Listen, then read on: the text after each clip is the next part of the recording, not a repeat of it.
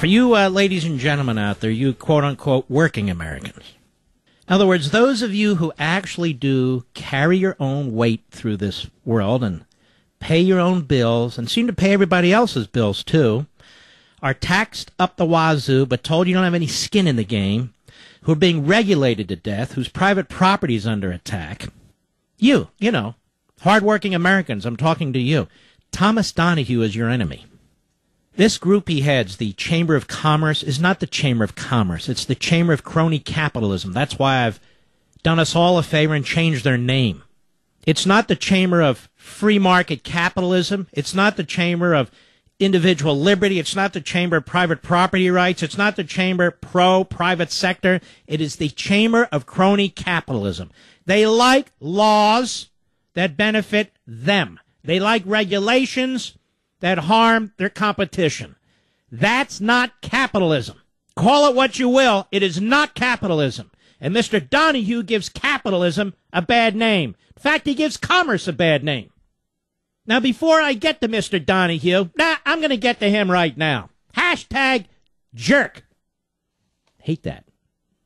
Wasn't hashtag like the number, what was it? That was the sign for, that's a pound symbol. Hashtag.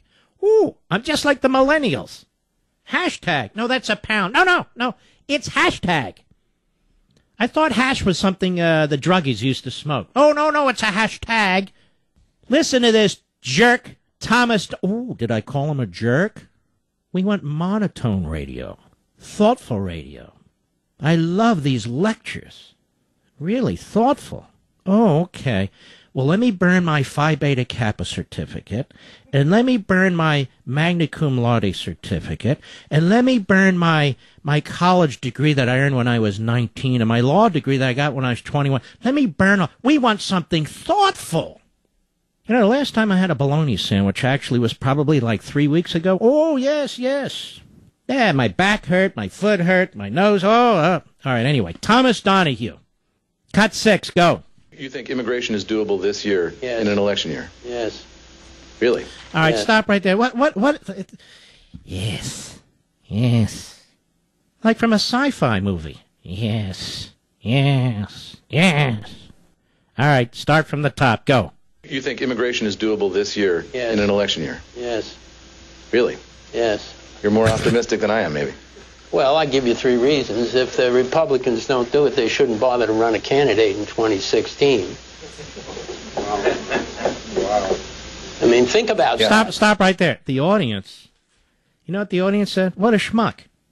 What are you going to do, Mr. Donahue? Call my affiliates? Call, the network, try and get me removed? Is that what you're going to do? I would suggest you be much more thoughtful than that. I won't take kindly to that. But, even the audience, did you notice? Wow. Like, what is this jerk? Who does he think he is? King of the land? He heads the Chamber of Commerce. Hey, by the way, that Chamber of Commerce is doing a great job. Got all kinds of commerce going on in this country, don't we? Massive unemployment, massive economic dislocation, massive debt. Oh, the Chamber of Commerce, standing for commerce. No, it isn't. Let's go back to the beginning, Mr. Producer, so we can get all of the genius, the brilliance that is this man. Yes. Go. You think immigration is doable this year in an election year? Yes. Really? Yes. You're more optimistic than I am, maybe. Well, I give you 3 reasons. If the Republicans don't do it, they shouldn't bother to run a candidate in 2016. Oh, let's stop right there. Wow, Mr. Donahue. You hear that, Republicans? You hear that, conservatives? You hear that, America? Even union boss thugs don't talk like this. Do they? Yes. If the Republicans don't do it, they shouldn't bother to run a candidate in 2016. Oh, okay, we'll just give up because Tom Donahue, whoever the hell that is, has told us to give up. This is the guy that has bought and paid for the Republican leadership. This is the guy who's pouring millions of dollars into these primary campaigns to buy the Republican Party and buy the candidates. This is the guy trashing the grassroots, trashing you, the listeners out there. Yes. Hello. Yellow. Go ahead. Think about that. Yeah. Think about who the voters are. And I just did that to get everybody's attention. But Stop right there. No, he didn't. He stepped back because he realized he stepped in it. That somebody like me, Mr. Producer, dug and found the audio. I bet you haven't heard this all day. Hashtag. Anyway, no, Mr. Donahue, you opened your mouth a little too big this time, didn't you? Yes. Go ahead. Somebody should immediately tweet that, by the way. I want that should get out there. The second issue is we are a nation with people without jobs and jobs without people. We need all these people that we're training in the universities, the best universities in the world, and we tell them to go home. When you do that, you send the work to where the people are. Are we telling them to go home? Is there some massive deportation movement going on in this country? I thought we're giving them in-state tuition. I thought we're giving them driver's license. Who's telling them to go home? Nobody is telling them to go home. Everybody's telling them they're better than the United States citizen. Well, when we come back, because we do smart radio here, I want to give you a little history lesson about immigration. No, not 50 years ago or even 100 years ago, during the founding era. You hear people on TV and radio and elsewhere, particularly the politicians, going on, we're a nation of immigrants. Oh, okay. Well, that doesn't say a thing. Every nation is a nation of immigrants. Even Mexico's a nation of immigrants. I mean, every nation. Doesn't mean a thing. It doesn't say anything. It's not substantive. But that said, I want you to know a little bit about the roots of this issue, which, trust me, Mr. Donahue, Mr. Boehner, Mr. McConnell, Mr. Ryan, Mr. This, Ms. That, have no knowledge of whatsoever. But you're going to have the knowledge because we only do smart radio here on the Mark Levin Show. My suggestion, Mr. Donahue, why don't you step down and allow an illegal alien with the proper degrees and so forth replace you or your staff? Do you have any illegal aliens on your staff? People who are highly educated? People who we've quote-unquote invested in? No, you don't, do you, pal? Of course you don't. Oh, and by the way, Mr. Donahue, awful lot of American citizens who need jobs in this country. Did you know that? A little bit of history. I think we should change the name of the Mark Levin Show to the Mark Levin Smart Show. A little bit of history here. You've heard of this phrase, social compact, right? Well, what is a social compact? What does it mean? Well, we know what it means because a number of great philosophers wrote about it, and a lot of our great founders wrote about it. John Adams wrote about it. Hashtag John Adams. And he wrote about it in the Massachusetts, while they were debating the Massachusetts Bill of Rights of 1780. Listen to this. This is profound.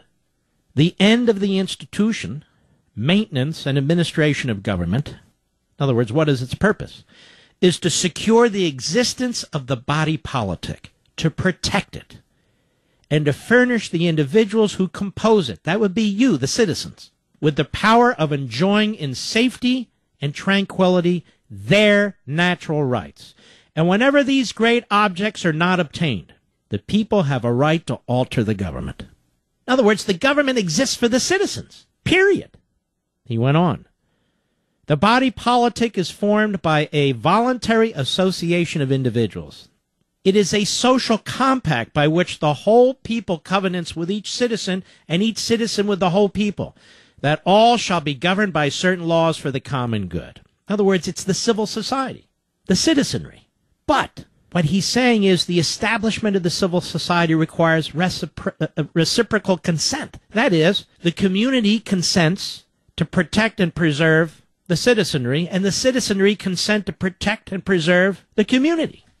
That's the social compact. That's the basis of everything. Now, you can add new members to the citizenry, but you add new members to the citizenry with the consent of those who already constitute the civil society. I know this is complicated over there at the chamber. I know this is complicated. It's Eastern time. It's about 6:37 p.m. Happy hour kicked in over there on Capitol Hill about 4 hours ago. I understand. But this is for the rest of us. So new members in this civil society can be added only with the consent of those who already consent to civil society. In other words, the citizenry. The citizenry decides its makeup.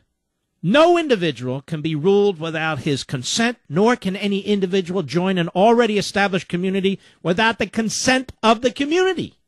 So people walking across the border illegally even though the people, through their representatives, set up a lawful process for this.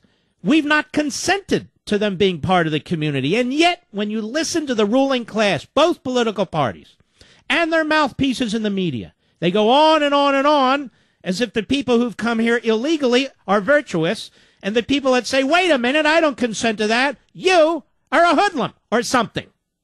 Right? Here's where it gets a little tricky, but I think we all can follow along. The 14th Amendment, there's a citizenship clause, and you'll hear this referred to time and time again, and abused and misapplied. So let's go to some of the men who were involved in writing it. The citizenship clause contains two requirements: born or naturalized in the United States and subject to the jurisdiction of the United States. Is this boring, everybody?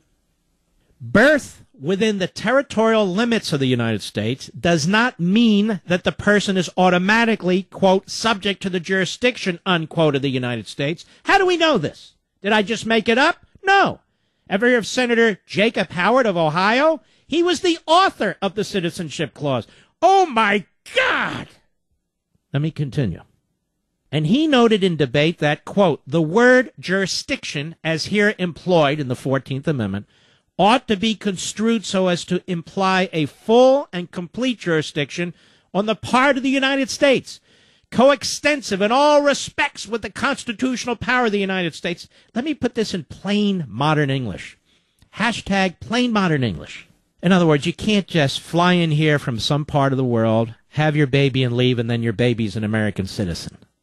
There must be full and complete jurisdiction on the part of the United States. Now, Senator Howard was forced to defend the new language against the charge that it would make Indians citizens of the United States. And he assured several tenacious and skeptical critics, this is in a great book, The Founders on Citizenship and Immigration, that Indians born within the limits of the United States and who maintain their tribal relations are not, in the sense of this amendment, born subject to the jurisdiction of the United States. So the Indians were complaining, wait a minute, we're not citizens of the United States. We're citizens of our tribe. We're members of our tribe. And Senator Howard said, don't worry. That's not what this means. Senator Lyman Trumbull. Who's that, Mark? Chairman of the powerful Senate Judiciary Committee at the time, he rose to support his colleague, contending that, quote, subject to the jurisdiction thereof simply meant not owing allegiance to anybody else, subject to the complete jurisdiction of the United States. Again, they did this to explain to Indian tribes, no, we're not talking about you, and we're not talking about casual vacationers. Or worse, people who scheme to have their children in the United States, and then they unilaterally claim jurisdiction. They don't get to unilaterally claim jurisdiction. The United States, the community, remember the social compact, the United States has to accept it. And of course, that's where our liberal activist courts come in, and George Will told us, you conservatives out there, we should be embracing activist courts. Remember, judicial activism is a good thing. Some of our libertarian friends, judicial activism is a good thing, except, of course, when the rulings don't comport with what we think. And we don't like judicial activism. So we've had more recent cases in the last half century where the courts have lied about the history of the citizenship clause, and they've rewritten the Constitution in this post-constitutional period. And, of course, every politician, virtually every politician, every leadership politician in both parties are slobbering all over themselves to give citizenship to illegal aliens and to others who've come to this country in ways that they're not supposed to. And they justify it in 1,000 different ways. Mr. Donahue justifies it as it's good for the economy. He's a buffoon. Others have done that too, I believe. Paul Ryan and so forth. Others justify it for pure politics. Look, you Republicans better get with it or you're going to lose this vote. Lose what vote? Well, the illegal alien soon-to-be citizenship vote. Oh, well, you're right. We better get with it. Screw the country. So you see, ladies and gentlemen, you are the righteous ones who are concerned about this. You're standing on the shoulders of the founders. You're standing on the shoulders of great philosophers. You're the one defending the social compact and the Constitution, not the people who are insisting that you give up and you just accept as inevitable your lot as a citizen See, we're now subjects. We're not citizens. Hashtag subjects. Hashtag citizens. Hashtag. In any event, you're not citizens anymore. You're to be told what to do. And if you dare to speak up, people say, well, we have an electoral process, right? So that will decide who's in charge of what. So when you participate in the electoral process and say, you know what, I don't like this Boehner. I'm going to challenge him. You're trashed. Oh, I don't like this McConnell. You're trashed. You're smeared. Well, wait a minute. I thought I was supposed to get involved in this process to have an effect in a rep. No, you don't understand. Getting involved means contributing and supporting the ruling class. That's what they mean. That's what they mean. It's just like school boards. When I was on a school board, speaking of smart radio, when I was on a school board, I was elected. Did I tell you when I was 19? Oh, that's dumb. No, it's smart. But anyway, so I was on the school board, and they would say the same thing to the citizens. You need to get involved in public education. You need to get involved in what we do here, the curriculum. The parents just are not involved. So they'd get involved and they'd say, call the police. Because they'd be showing up at these meetings. 1,200 at a time, 1,500. I know, because I encouraged them to come out in the thousands. And they did in our little Cheltenham Township, Pennsylvania. We had a tax revolt. And they came out, the parents and non-parents, and they were involved, and all of a sudden, well, this is too much involvement. They don't agree with us. Now, there's one other piece of this that you need to know. John Boehner has been dissembling from day one. John Boehner's at it again. And I have the guts to call him out. And I want you to know something, ladies and gentlemen. He got 69% of the vote in his Republican primary. The Speaker of the House lost 3 out of every 10 Republicans who went to the polls to vote. That is pathetic. It's pathetic. He should be getting 90, 92%. His Republican challenge in the primary should have been your typical libertarian vote in the general election, 5%, 7%. No, he got 31% of the vote.